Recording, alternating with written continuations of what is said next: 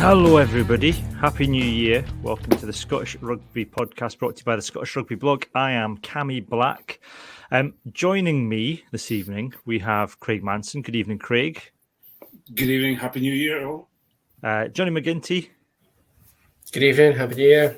And John Anderson. Hello, John. Hello, Happy New Year and all that. Yeah, it's a new year. So any big resolutions, John?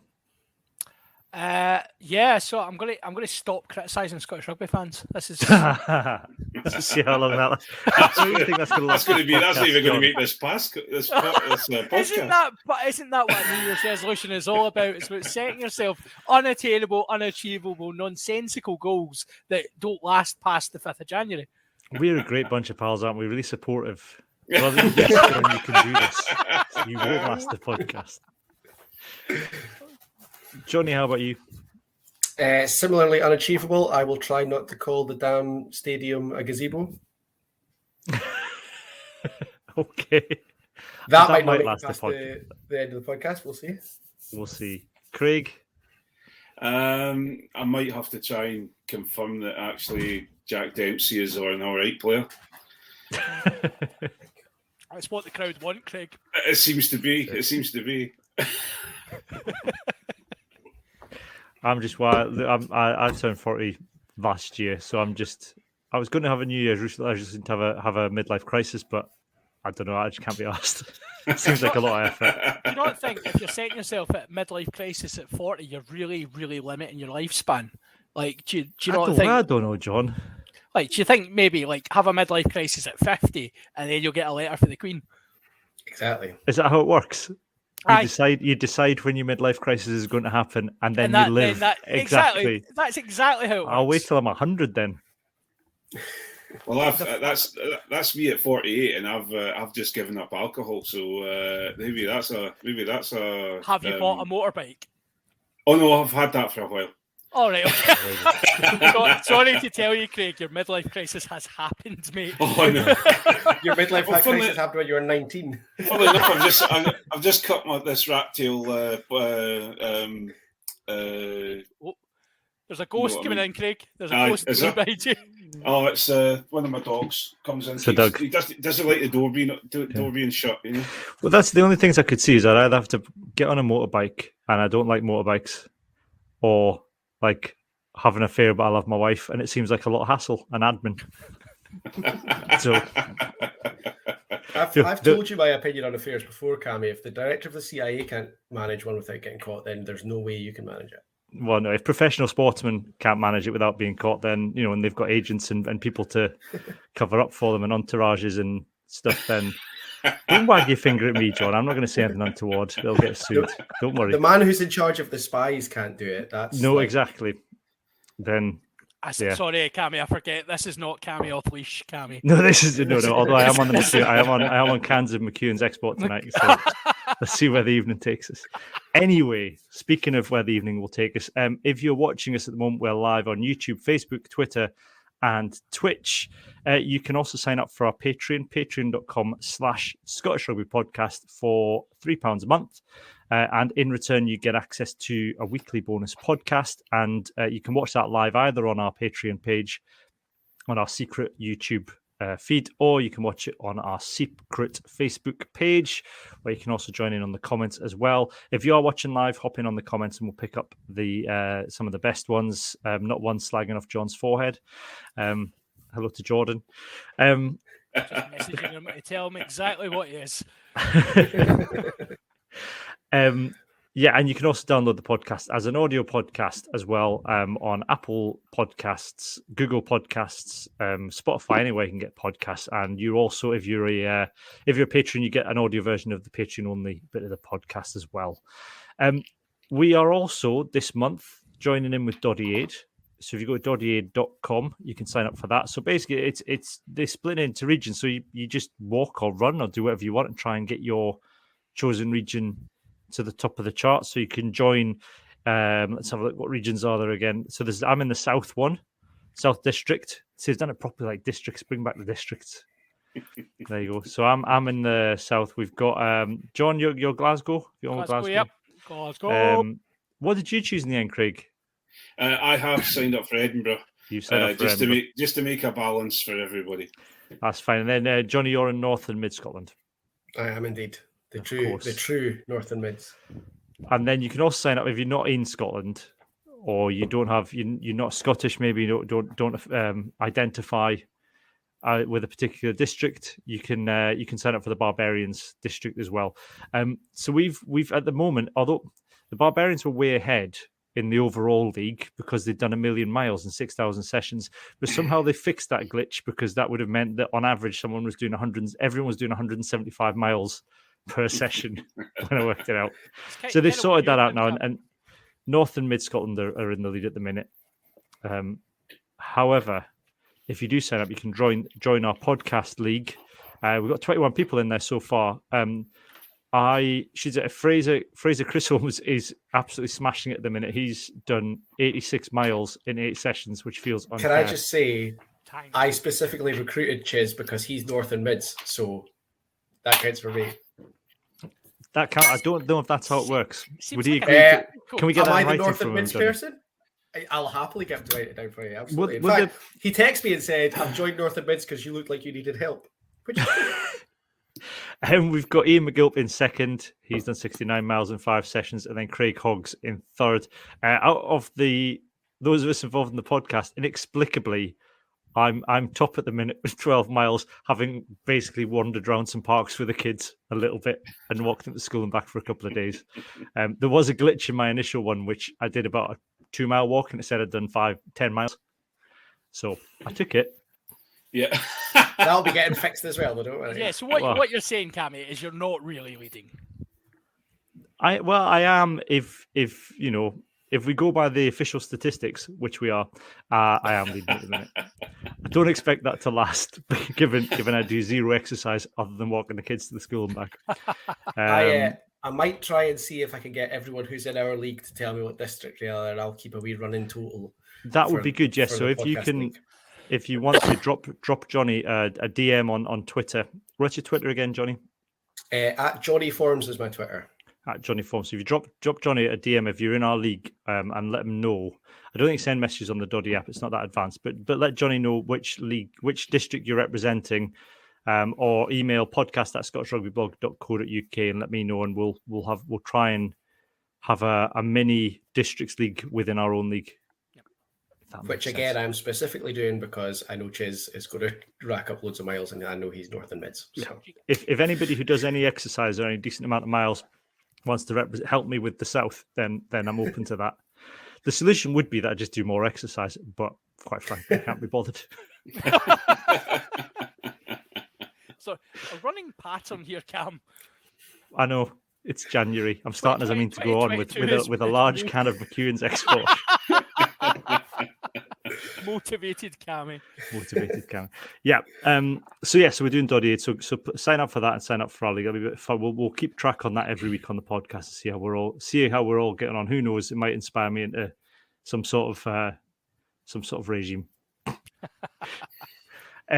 So tonight, what we thought we'd do is we'd have a little bit of fun because there's been no rugby at all to speak of for a few weeks now, given the COVID has ridden roughshod over the entire Glasgow Warriors squad, possibly the entire Edinburgh squad, although for data protection reasons we're not allowed to know. So it's just Glasgow. It's Edinburgh clean as a whistle. The cleanest, all wandering around in the bio bubbles. Yeah, except absolutely. For the coach. Oh well, that's true. Yeah. But he was spotted at Scotstoun. That's probably what the problem was. You're making my New Year's resolution really difficult here, Craig. Well, there's a gym there. Maybe he's just making use of his gym membership. Maybe, yeah, absolutely, yeah. So parked at that gym. No, I don't think he would be using. He must still got. Must still have a parking space, presumably. Not a chance. As soon as he kept hold of his pass. No, they take it off you as soon as you're out the door. Nobody can park at Scotstoun anyway. You have to get the bus. Aye, but gym users. I'm sorry, I'm not doing another podcast on bus routes to Scotstoun. We've done that. I think it was this time last year we did bus routes to Scotstoun. Ian Hayes got some horror stories. I know, and detailed knowledge of bus routes around Glasgow. Anyway, what we thought we would do is we'd try and we'd do a bit of a prediction podcast. It's the start of the year. Try and make some bold predictions to the to different areas of Scottish rugby, and then for patrons later on, we're going to be doing just some general predictions for rugby at large. Should we start? I thought we'll start with Super 6 because that'll be returning at some point. Once club rugby's finished, we might touch on some predictions for club rugby as well while we're here. Craig, you got any predictions for Super 6 this coming season? This coming season, I predict I predict that it's going to be more than the Super 6. I think it's going to be the Super 7 or the Super 8. Ooh, that this soon. You would think, but so do you think they've got time to do that? Well, they didn't have time to put the Super 6 together, and they managed to do it. True. So, that's true. No, I think from what I can see, the Southern Knights are going to. I reckon you'll probably see a stronger finish to the season for the Southern Knights, but also I think you'll probably see. I'm hoping to see a few, especially people like Heriots, that are going to have a stronger start this time because they're going to be ready for it. So that's my official, rather than a throwaway comment about Super 8. But I think you'll see a stronger start. Yeah. I think I can see Super 8 in 2023. I think they're already talking about it after the success of the last round. Now we've had a first proper go at it. I can see Super 8 in 2023. I think the issue is going to be where the other two teams come from. You're definitely going to get one in Glasgow. I think the SRU have pretty much come out and said that. Mark Dodson said as much. You get another franchise in Glasgow, so probably looking at Hawks. Yeah. There's been no interest in the North. Now that's the question. Then is whether or not the success means you're going to get applications from the North, because the only other places that a franchise, the only other people that seem interested anyway is London Scottish. Well, I know that Dundee were very, very interested, but I don't know how far, whether they've continued to be interested when they got turned down the last time. I haven't asked that question. I'll have to ask a couple of people that I know whether they're still considering it, because I know that they've kept the merger going between Dundee clubs, and I know that they've certainly set up a women's team, etc., to be to qualify for it as such. So we'll wait and see. Johnny, your prediction for Super 6?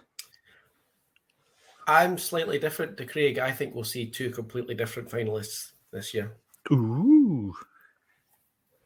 Who? I think there's I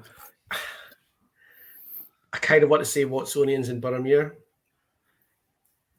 but I don't know. I feel like there's a lot of catching up to do, and I don't see the same two finalists, because I think the Edinburgh teams are going to up their game this time. I think Edinburgh spread too thin. I think that's the problem with the Edinburgh franchises. I still think they're spread too thin to have three franchises in that city. And I know they can pull players in from elsewhere. I think it's more, I think the top four will be closer. I know everybody beat everybody pretty much, but I think that I think it'll be tighter going into the final. But I still think it'll be here in Southern Knights. John, Craig, go on. Sorry, I think Boroughmuir. If Boroughmuir could actually put away some of their silly mistakes, I think they could have been a stronger team this season anyway. So I think Johnny could be on 50% of that. I think that Boroughmuir have a good chance. But Watsonians were very good, though. As you've said, everyone beat each other, and they've pulled some fantastic performances out. So. But I like the look of Boroughmuir when they first started. I like some of their players, etc. They looked quite strong, but they just couldn't seem to get away from silly mistakes, etc. I think you've also got to be aware that with the timing of it, you're going to see players getting released from the pro teams like permanently, and actually that'll make up, like, you saw obviously quite a lot of ex-Glasgow and Edinburgh players tearing it up in Super 6, and I think that makes a huge difference to the potential chances of a team seeing who you can pick up on almost that free transfer situation. Obviously Ayr benefited hugely from having Robbie Nairn there, So players like that, if they become available, I think it could change a side who might be looking at a fourth or fifth position finish could end up winning it. And it's I think for me that probably still shows not the weakness of the Super Six, but certainly the almost the precarious nature of the fixtures, in that it can take just a couple of really, really good players to change the outcome. I think the only thing I would say, though, is I don't think we'll see the same exodus or the same transfer of players from pro teams to Super Six this year, because I think both Glasgow and Edinburgh squads were fairly heavy. You had two coaches who were making very tough choices to thin the squads down. So there were a lot of players like Robbie Nairn who found themselves without a club, and I don't think there's many players who are kind of ready to be kind of like cast aside. They wouldn't just move on to do a Nick Grigg and go to a lucrative contract in Japan. I don't think there's much to kind of cut from the current pro squads. I think it's more likely it'll be the academy players that are attached to the pro teams. I think that'll benefit the guys that have had a season of Super Six, like Christian Townsend and guys like that who've had a season of Super Six and then gone and been involved in the Glasgow camp. It'll be the quality of the academy lads coming in. That for me, I think will be the exciting. That'll be the point of difference. I hope that is the case, because actually I think one of the real benefits of the Super Six is that kind of way, as you rightly said, everyone can beat everyone on their day, and but I still think Southern Knights probably be too strong for everyone, actually, and we probably will see the same finalists, but I agree it will be closer. My prediction, though, is that we are going to see a continued fabulous amount of attacking rugby, and it's going to be entertainment central yet again, because I think, reflecting on it, we were talking at the time about the Scotland way of playing, and how this was almost being kind of put down through the categories, and we were trying to imprint a way for Scotland to play rugby and a brand of rugby. And I think that's absolutely what the Super Six is, and I think we'll continue to see that. Yeah, hopefully everyone's had a chance to work in defence as well during the break. Fingers crossed, yeah. Fingers crossed. Tackling optional. Do we know when it's going to be, though, the next season? Because part of me thinks July to October. It's still saying July to. A big part of how exciting the attacking rugby was last time round was that it was like Friday nights in August, when it's a lot easier to play quick attacking rugby than it is in March. Yeah, I think it's still looking like kicks off in July until October. I think the idea of doing it that way is that it doesn't then clash with club rugby and it doesn't clash with the URC, and it gives people that's why you had decent crowds at them all, because the clubs aren't, people who would go and watch local clubs will rock up to a Super Six match. I would have gone and seen Southern Knights when I was up in Berwick, but they just didn't happen to have a fixture on at the same time. And likewise, you get people who might go and watch Edinburgh or Glasgow might go to a Super Six match over the summer because there's no URC on, and there's the Lions were on this season, but nobody watches it. Who watches the summer tests? Nobody watches the summer tests. So I think it's looking like the same schedule. I think the only kind of, I guess the worrying thing is probably from a very quickly on club rugby is what happens this year for club rugby, because I think everyone's been given the option, I think, this weekend of postponing their games. I think there's already quite a lot of called off already. There was Mark Palmer was saying, who writes for the Times, Italian rugby has lost 378 registered teams since the start of the pandemic. Wow. Which is a hell of a lot. Wow. So that the number, they've dropped from 1,431 to 1,053. So the biggest fall is in men's 18 and 19 age category, where there's been a 42% reduction in teams and clubs. I know we've called all our games off this weekend already, and I think quite a lot of people have. I think it was different during the pandemic because people could pull together, and there was money and grants and funding available to kind of prop up the loss of bar takings, and obviously there there was the underlying cost, but if you're not playing rugby matches, there's certain costs that you're not going to be spending. But this time is different because there's no support in place right now. Although the SRU seems to have a lot of money to throw at extending people's contracts. So hopefully that means there's some money down the back of the sofa. They thought they did. We'll see what happens with the Six Nations. Well, that's it. We'll come on to that later. So yeah, that's my only worry for club is I don't know where we're going to be with club rugby by the end of the year. I hope there's just going to be a rough couple of months, and then everything will be back to normal, or as normal as it can be. But we'll see. The closest thing that we'll get to like saving the club rugby scene this season is if we can get a 7th season. Yeah, that's a huge difference. Makes a lot of money for the host clubs, and it's kind of exciting. Everyone gets involved. So if we can get 7s this year, I think we should hopefully be all right. Yeah, I don't think there's any reason why not, because but at that point you'd be past the kind of pressures on NHS services, and they're generally outdoors or in beer tents, and touch wood anyway that happens. Anybody got anything else for club rugby apart from the fact that obviously Berwick are going to win away at Howe in a couple of weeks? That's if the game's on, and then I'm sure the Duffus crowd are ready to welcome Berwick wholeheartedly for the game. But it'll be an interesting one. I think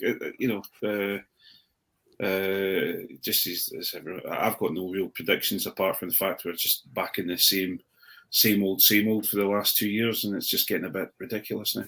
Yeah, I think there's light on the end of the tunnel again with this. I think I don't see this being the same as last year at the moment, and I think we can, I will come on to the pro game and the Six Nations and things like that, but I think I don't see club rugby going that same way. I know there's fixtures being called off just now, but I think we'll hopefully get an end to the season in a full way. Yeah.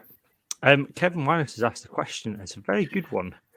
Any idea of the average? Googling away, actually. Because I think that the SRU put out some stats, I'm sure, at the end of the season about the Super Six and how successful it had been, including viewing figures. I'm pretty sure there was a stat on crowd figure.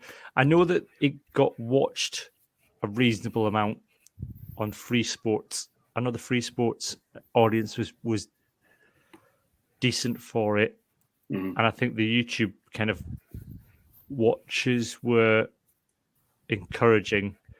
Certainly, they seemed to be well attended. I know Ian Hay was at Ladies' Day at Ayr, where the Ayr themselves played, and then the Bulls played a game, I think, afterwards, and he said that was absolutely heaving.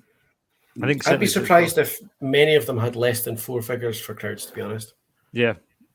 You're saying the first ever, so the only thing I can find with a number attached to it just now on my frantic Googling, the first ever Super 6 game had 1,461 attendance. Yeah. So they couldn't watch the game at Stirling because the grass was too long. So could they see the players? Oh, come on, grumpy farmer Craig, leave it be. How very dare you? I am not a farmer. Or else you would have had the grass cut and it would have been sorted. It would have been fine. I could have gone along and done my Forrest Gump and sat in the wee tractor and cut the grass. Would that count towards your miles? Well, to be perfectly honest, whenever Jenny Bennett is behind me, anything counts towards my miles. One of my pals asked me yesterday if horse riding counts towards your miles, and I'm not sure, but I hope not. Unless you register the horse. I think you should have to say what you do, how you're getting your miles. Because if you're on a horse or a bike, then you sound like Grav already. I think he's absolutely right, because there's a total hack here where so you batter your miles in, and then you think, you know what, I'm going to go and do a wee bit of rowing, and go to the gym and use a different muscle group. You can double your miles. Shocking. No, I don't mind that. Double the exercise. Yeah, that's I'm trying with double the exercise, but cycle you cover more miles if you cycle than you run. Yeah, true. That's my plan anyway. Yeah. I start. I might. I'm going up to. I'm going up to I Northumberland. I'm recruited- going up to Northumberland at the end of the month. I'll just stick Doddy Gump on when I'm on the drive up. Nah, we're not Well, watching. if we're going to do that, I'm back to work, so I'll be. I recruited our good friend Steph from the Rock and Roll podcast to represent the Barbarians, and that was one of his first questions because I told him I'd got new pedals for my bike. Was, do I get credited more miles for walking than you do for cycling? Because he said he didn't want to lose on a technicality. Right, What- this is what about this the- is Steph. what This about is the Steph who did Dodmaster, right? And miscalculated the height of Mount. Thought he could walk up Mount Everest over the course of a week because he had miscalculated the height of it. his Spinal Tap moment. He got to base camp. He got to yeah, he did. Yeah, he's only done 3 miles so far in 2 sessions. I know. That's halfway at the top of Everest in his I'm not massively concerned about his input, to be honest. Anyway, right, should we move on? Anyway, right, URC then. Craig, let's start with Edinburgh. What's your prediction for Edinburgh for 2022? Well, depending on how we finish this year, I know Glasgow will do anything to stop us being at the top of the league, and all of a sudden they've started off with this COVID stuff, so that they were so scared of our halfback partnership of Purgos and Van der Vault that they had to call off. So no, I think Edinburgh will have a strong but fair finish to the season. I think John's real clubs will come and play us, and we'll have a couple of surprise victories, but we'll also have a couple of expected defeats probably. And then I think we'll have some lovely wee signings over the break, and then we'll be all guns blazing for the next season. Yep, that's a bit of a middle of the road. Is that just a bit of a middle? He's a bit of a middle of the road. I Easy think. as that. I think playoffs. Oh yeah, I think there's a very, very good chance. If the only problem we have is I think Edinburgh have thrived a little bit on them having fans back in the stadium and having the fans quite close to the pitch. So I think it's going to be, it's going to be interesting to see how they manage with a few games behind. Do you not think doors. though that's happened enough now, so that they would feel comfortable? I know it makes a difference, but do you not think that they've had it for so long now that the kind of the tails are up? So it's not like they need it. It's almost a bit like, I suppose it's like one of the things when, like in a film, when someone's given a magic ring and about halfway through the film they lose the ring and it turns out they never needed the ring in the first place. It's that kind of thing. I can't think of a specific film that happens in loads of films. Do you know what I mean? Like, well, but before John says it, we're used to not playing in front of fans for quite some time anyway. But I think, John. But no, I don't know. I think this being at the Dam Health, it has certain games that they thought that they would probably lose in the second half. They've stayed on to win it, and I think one of the differences has been a large crowd and the crowd being so close. I'm not saying that we are the difference, but I think because we've got some phenomenal players within the squad that have got a lot of resilience now. But I think it's I think we'll get into playoffs. I don't, I would love to think we're going to win it, but I can dream. But the problem you have is Leinster coming along. But if you look at Munster have got a chink in their armour this year. This season, they've been beaten by a couple of teams, and they've been playing their main team as well, or they've been playing their academy. But it's like Leinster; they can just supplant any player from the academy into the main team, and it's still as strong. So it'll be interesting to see. But I think we'll get to the playoffs. But I think we'll maybe come third or fourth. In Europe, I think knockout's achievable, isn't it? Very much so. I think a final's achievable in Europe. I mean, given the European competition you're in. Yeah, I got in there before the other two did. Yeah. No real teams, because obviously Saracens and Poe and places like that aren't a real team, you know.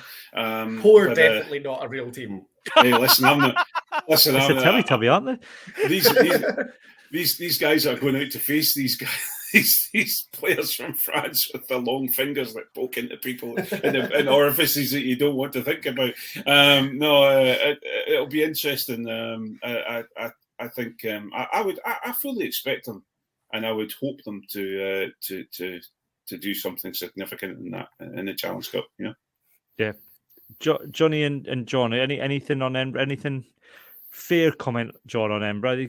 What do you see Edinburgh for 2022? I am fair comment central here. I was not going to say anything. I think right. Edinburgh. No, I wasn't actually. Edinburgh benefit greatly from. I agree. I think actually the pitch itself has actually been underplayed as a real benefit to Edinburgh as well. The type of rugby they're playing, they'll be able to sustain that through these winter months when, you know, Murrayfield, whilst the pitch is good at Murrayfield, you know, it can still be a bit stodgy underfoot at this time of year. So I think the type of rugby they're playing, they should go okay. Again, I know we're laughing about it, but it's how, if Edinburgh keep putting away the teams that they should be beating, which they have done to this point, then there'll be playoffs. The Irish teams are going to come. If they start losing games to teams that they shouldn't be, then they won't be. It's as straightforward as that. I think they should get quite far in Europe as well, given the calibre of teams in there. Saracens are obviously there for being naughty boys, but other than that, you know, they should be okay. So yeah, good. They've got all the chances. I just hope that they get into the spirit of knockout rugby and don't bottle it. Johnny? I think a European quarter-final at least is achievable for both teams, to be honest. I would expect Edinburgh to go further in the Challenge Cup than Glasgow do in the Champions Cup, but I'd like to see us both at least get to a quarter-final. I think Edinburgh have obviously started that pretty well. They've got a wee edge over Saracens because Saracens forfeited their game before the French cancellations. So they're with a good shot. I think they should be seated quite high, I think, for the Challenge Cup. Yeah. What about Glasgow then, John?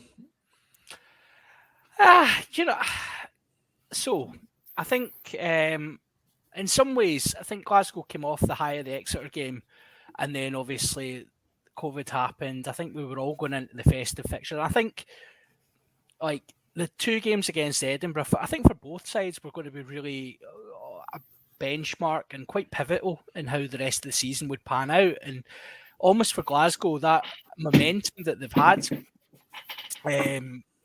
which I think was more important for them than Edinburgh. Edinburgh have been playing consistently well all season. Glasgow had kind of stuttered and spluttered a bit, and then found something against Exeter. They were very, very good, and it was almost like you really just wanted to be back on the pitch, and obviously things intervened and that wasn't possible. So I am concerned that any momentum that had been built up will be lost, and I think we might find ourselves in a situation where we kind of go back to that stuttery kind of losing to teams we should be beating situation, and our season might just peter out. But I think European wise, we've got a really good shot in Europe, and I think there'll almost be a separation between that and the league now, where we kind of I think players are almost able to get themselves up for that, whereas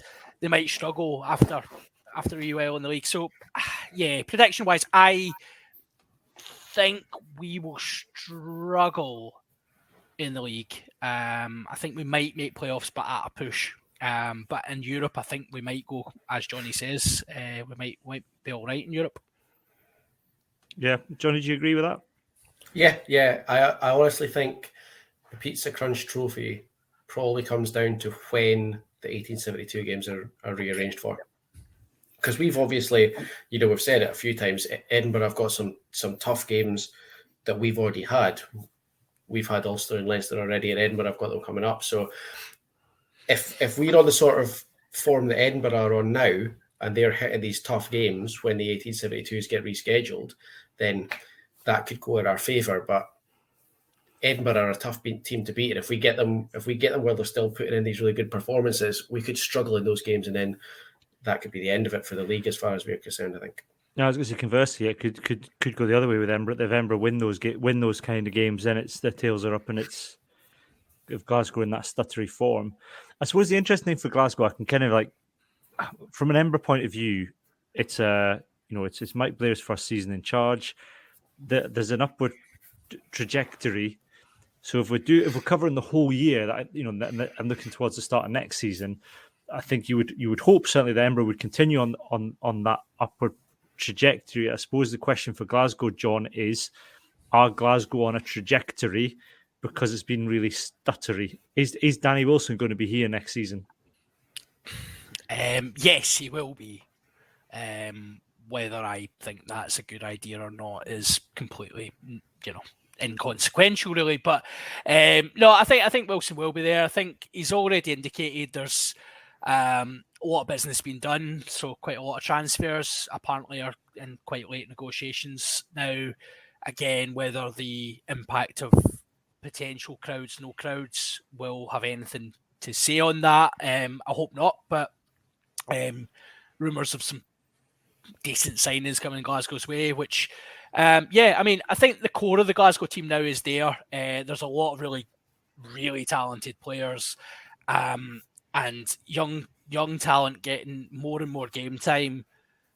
I guess I still just worry about the game plan, and I just think, if we had a Gregor Townsend in charge, or we had a coach an international caliber coach who we've managed to attract in the past, then would we be doing more with these players? Probably.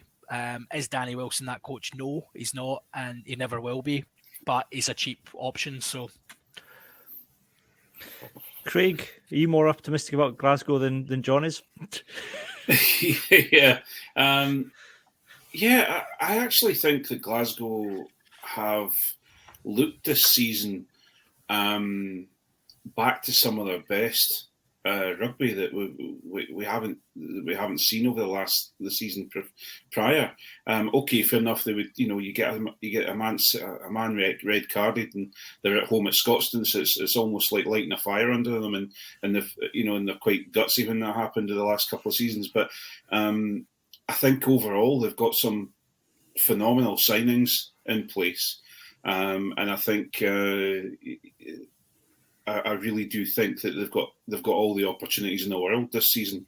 So it'll be interesting to see. I'm not sure about Wilson as a coach. He seems to be doing. I can't put it down to whether the players are just getting on with this and trying to, like Dempsey. We keep talking about Dempsey. Dempsey's looking so good at the moment because he seems to just tuck the ball under his arm and go, right, well, I'm going to have to do it myself.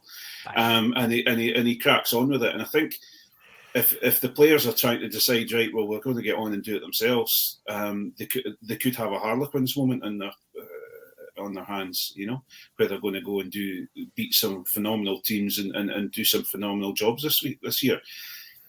They do look like a team that I wouldn't want. That I was really looking forward to 1872. I thought it was going to be quite an interesting match. It's either going to be a hugely high scoring one, or it's going to be a 9-7 judge match.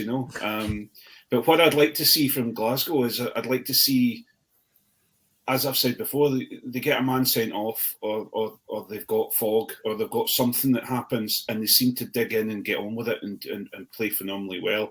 It'll be interesting to see what they do when they come up against a really organised defence that won't let them do anything, and see, like they did with Ulster. They came up against a very, very strong Ulster team, and they played well, and they seemed to do a good job, but they didn't have enough. So it'll be interesting. I'm no matter what I see on this and the bits of laughs and jokes that we have about it, Glasgow are a fantastic team and they look very, very strong this season. But we're just lucky that Edinburgh is looking very, very strong at this season as well. Yeah, it's what I think that the thing for me and the worrying thing for me is normally one team's doing well and the other's doing poorly, and Scotland do okay. We've never been in a situation where both teams are doing quite well, and then seen Scotland do well. So I'm worried. It's like a karma thing. Curse the monkey for Scottish rugby. You can have two pro teams doing well, or an international team doing well, but you can't have both. Does that mean that maybe the Super Six is going to be a disaster this season or something like that, or a domestic game? You know, who knows? All better off. Should we do Scotland men or Scotland women next? Scotland women. Let's do Scotland women rather than sticking at the end. So we've got the World Cup qualifiers on the 18th and 24th of February in Dubai. So that is a semi-final against either Samoa, Colombia, or Hong Kong or Kazakhstan, which game has still not been played, but will need to be played at some point between now and the 18th and 24th of February, hopefully. It'll be a semi-final and then a final, and presumably a third and fourth place playoff just to kind of make it worthwhile traveling to Dubai. Why it's in Dubai, I don't know. Dubai, of course, famous for celebrating women. Absolutely. We're better to host a qualifying round of matches for women's rugby. I guess it's convenient because it's halfway between all the countries. I don't know. It's got a big airport. It's warm. The delegates, the World Rugby. Yeah. Good facilities, I suppose. Approach to COVID isolation is loose. I don't know. It's there anyway. That's where it's happening. We don't know why. Guess money. So I mean, all of those teams are ranked much lower than Scotland, Craig. But with the women's rankings, I think the women's rankings are skewed slightly because a bit like with the men's rankings, I suppose not everybody gets to play everybody as often as say a team like Scotland do. Yeah. So there's less of an opportunity to trade ranking points with the higher up teams, where Scotland at least get that opportunity once a year in the Six Nations. So I don't know. It's kind of hard to tell, but it's on paper it's doable. But I would worry a little bit about the heat in Dubai. Well, it depends because there's a fair few of the players have played sevens, and played for Scotland sevens, etc. So they're used to Hong Kong. They're used to the different places that they go to. So they're used to the heat. I'm more worried about just Scotland having a brain fart at the wrong moment. I think we've got a strong coaching team. Or we will have a strong coaching team. I know that we're looking to recruit an assistant coach. We've got some phenomenal players. Watching Jade Conkle play the big game the other day for Harlequins, and all the other players that are playing in the Premier 15s are getting so much experience. The players that are over in France are getting a huge amount of experience as well of really strong rugby. So I have, just as you say, we have on paper, we have the ability to do it, and I've got the belief that they will do it because the things are in place. I just worry about the typical Scotland thing, and it's not Scotland women's team, it's Scotland as a whole just having a brain fart at San Marino, or just all these different things. So just to bring a football thing into it, so that's my only concern. Concern.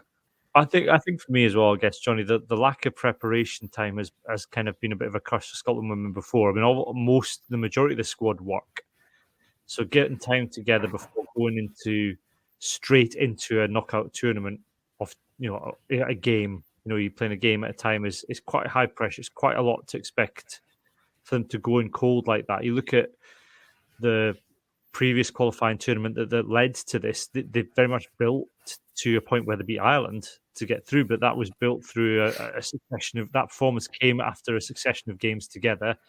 Then we had Japan with a pretty ropey first half, but at least again they'd been together it hadn't been that long since the Ireland game. This is a big long break, and it's suppose it's a big ask to kind of go straight into international rugby, literally from a standing start. Yeah, no, it definitely is. And like, I guess, like Craig says, the players that are in the Premier 15s, they've been quite lucky because their fixtures have been quite consistent. But at the same time, they're sprinkled in amongst the Premier 15s, and so it's not like you're playing week in, week out with the same people. You might be playing every week, you might be playing at that standard of competition, but you're not playing with anyone that you're going to be on the international setup with. So it is basically like coming in completely cold. I would quite like my prediction. I'm going to try and will it into existence to be for Scotland to have centrally contracted professional women's contracts by the end of the year. Yeah. Because that would make a huge difference. I would like there to be a discussion about a professional women's team by the end of the year, but I think that's a stretch. I think the scope to do. I think that's where women's rugby needs to go. I think women's rugby is growing very fast. I think there's a lot of interest in it outside of rugby as a sport. It's just, I don't know whether the unions that could come together to do it have the willingness to put together some sort of combined league, because that potentially would work and it would benefit all the teams. Because at the moment, a team like England, there's such a gulf between England and New Zealand and then the rest, that the only way you solve that is by creating some sort of league where everybody's playing sort of the best players week in, week out. Women's URC. Yeah. Yes, absolutely. That should be absolutely 100% the way it should go. The problem you have is that you've got Irish rugby who don't seem to give a rat's ass about it at the moment. And maybe I'm being a bit strong on that one, but I just think, Ireland are one of the big pushers of the URC. Their headquarters are in Dublin, etc. So it's a matter of, will they take it? Do they take it serious enough, and will they push it to get it into place? Look, I think Wales are taking it very seriously now. The issue of professionally contracted women rugby players. I think the SRU need to speak to Wales and then potentially speak to the RF. Let's forget Ireland. If Ireland are going to treat their women rugby players as badly as they have done, the answer is to speak to the RFU and look at Premier 15s as a potential way. And I know in men's rugby, I know I sound like a kind of tribalist Welsh rugby saying, let's join the championship, boyos. Let's get the Scarlets in the championship. Let's have a game against Bedford Blues every week. That'll show them.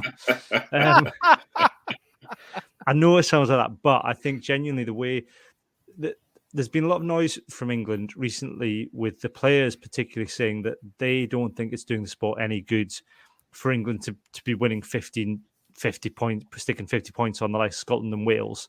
Yeah. That's not, they don't want that to happen. They would rather that the fixtures were competitive. And so I think there should be a discussion. If Ireland aren't interested, then let's look to France, let's look to England, let's look to Wales and Scotland and say, what can we do? Because I think realistically, Scotland are only looking at putting one franchise together. That's what you're looking at. And I would rather see a women's professional team than I would be an expansion of the Super Six by two teams. Because that to me would do more for Celtic Warriors in the go. Yeah. And there's nothing to stop them joining the Premier 15s, because they're not playing week in, week out they've not got as many games as the men's Premiership, so they've got the ability to fit them in, Yeah. John, your prediction for women's rugby? Yeah, I think we've covered a lot of it, but I absolutely think we are going to see them at a World Cup.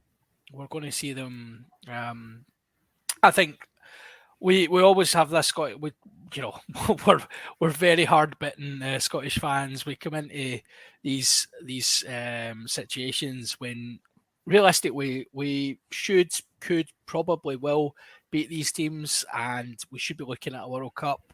I think there'll be a bit of a wave of emotion, kind of the team will be kind of riding on for obvious reasons as well. So I think, I really, really think we will see them at the World Cup, and that's going to be an amazing spectacle. And again, just going to further enhance the exposure of the women's game in Scotland, because we all know, like, seeing teams at these major tournaments is what gets people interested. And it's like you'll get people interested in games without that, but that is your kind of big exposure points where you've got people seeing the team at the highest national level. And I think it's going to be really, really great to see. And we'll just put further pressure. And, you guys have touched on the point regarding funding, touched on the point regarding professionalism.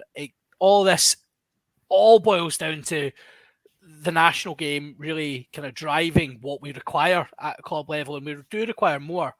So I think Scotland go to a World Cup, there's going to be a groundswell of movement towards that that situation where we might see one Scottish franchise, we might see a league developed in some way, but I think that's the way we're going, and it's only right that that's the way we're going.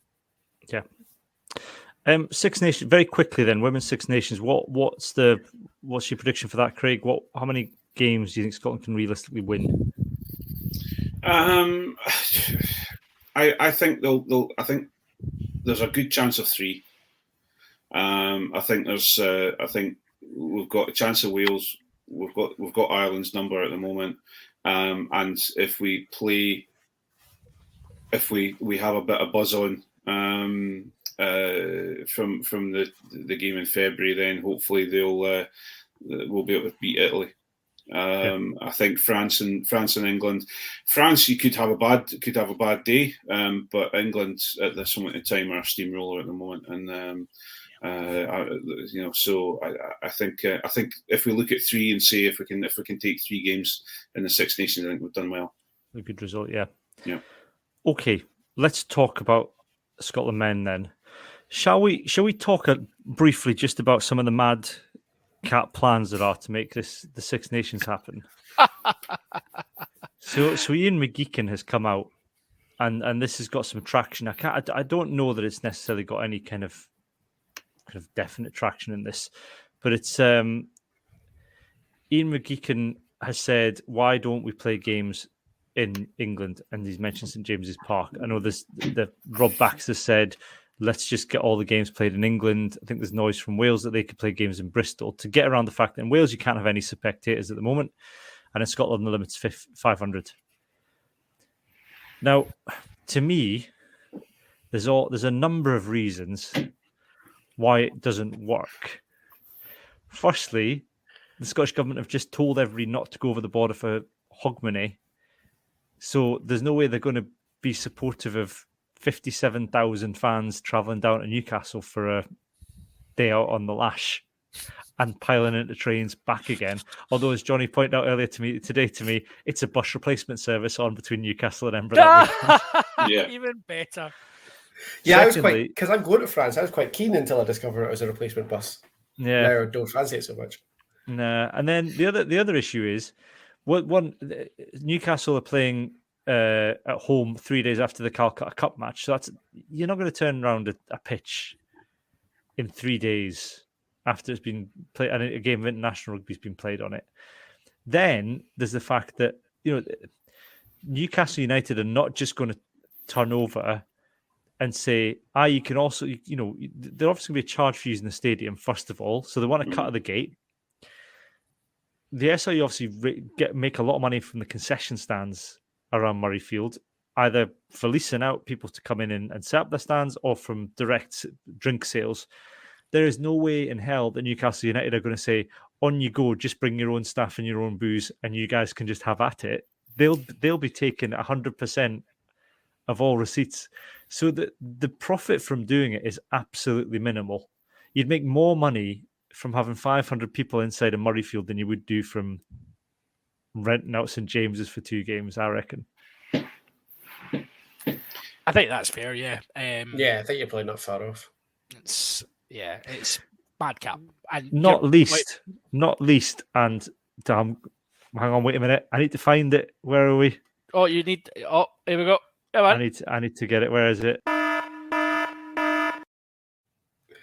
Not least for the fact that you're playing at St James's Park, which is owned by a fund related to the Saudi Arabian royal family. Yeah. So I know it's supposed to be separate and all of that, but I don't really think it's a great look to be aligning yourself with people associated with human rights abuses. It's a fundamentally bad look anyway, after 2 years of saying, let's all do our part, and having Jason Leach on the official podcast and stuff and saying, like, we're taking it easy in our return to rugby. We're all getting changed outside. We're not opening the bars. We're doing our part. We're sticking together. Make sure you all get your vaccine. Have Jason Leach on again to then be like, hey, let's all just go on the piss in England and bring it all back. 60,000 people in your replacement buses. Let's do it. Yeah. Like, it just completely defeats the purpose of the last 2 years if we do that. Yeah. Hopefully it won't happen. Hopefully there was some kind of thing today that hopefully by February everything will be back as it was, but we'll see. Six Nations then. Johnny, predictions for Scotland? Top half.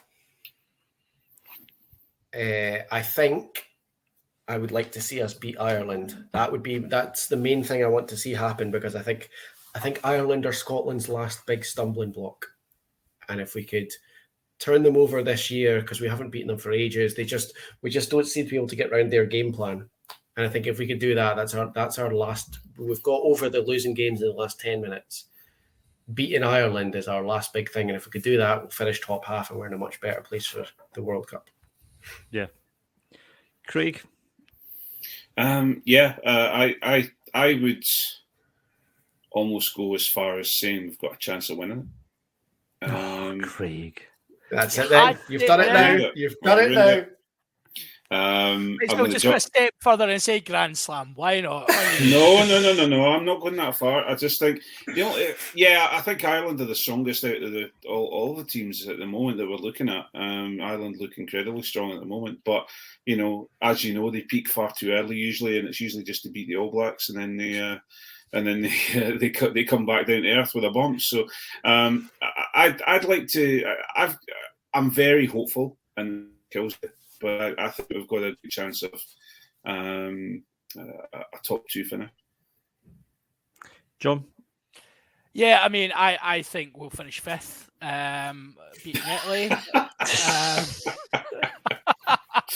I may as well go. I should stop doing this. I'm obviously way off. A 1-pointer against Italy. Duncan Weir drop goal because everybody else is injured. Is that right, John? Yeah. Is that Duncan Weir drop goal from fullback? Because we're actually links. Yeah. No, because Hoggy's playing 10. No, because Hoggy's playing flanker. Blair Kinghorn's obviously going to play 10. Come on now. Kinghorn, he's in the second row at this point, mate. It's all went horribly wrong with this. Now, I think Italy the last game? No, Ireland's last game. Ireland's last game. All right, so there's plenty of time for things to go. For the Grand Slam! No, I mean, obviously, I'm trying to wish the anti, because I'm quite good at saying something and then the opposite happens in this podcast. So, I think Scotland should be optimistic. We clearly had a really good Six Nations in front of no fans last time out. I think how we translate that performance into potentially, full stadiums, potentially we'll see what happens. But I think if the stadiums were to be empty again, it actually does benefit Scotland. Obviously not financially, and nobody wishes this at all. But I think from a player perspective, we seem to be able to generate our own energy quite well, and it certainly removed quite a lot of the fear of going to, say, Twickenham, Stade de France. So I think if that happens again, Scotland should very much be targeting winning it. I think realistically, top half is a good outcome. And if we are scraping win against Italy with a drop goal, then something's went horribly wrong. If we go into our live pod on Super Saturday with even a chance of winning it, that would be a lovely day. That'd be a great day out, wouldn't it? Yeah. Tickets are available Go to the Twitter feed or our Instagram. Still got Scottish 2 Rugby days of Podcast. early bird tickets left as well. Yes, it's got 2 days of early bird ticket deals for that. It's the 19th of March, the last day of the Six Nations. We're doing our live podcast at the Biscuit Factory in Leith. So all the others have been cancelled because of coronavirus, and the organisers couldn't guarantee they'd go ahead. But we're sticking to hoping that last weekend will go ahead. So does Biscuit Factory sell biscuits? Like, important I question. think he used to. Probably could ask them. I'll take a package of chocolate digestives with me just in case. Well, that's good, yeah. Like, we'll pack a wee carry out just in case. But like, I'm really hoping they do have some biscuits because I do like a biscuit.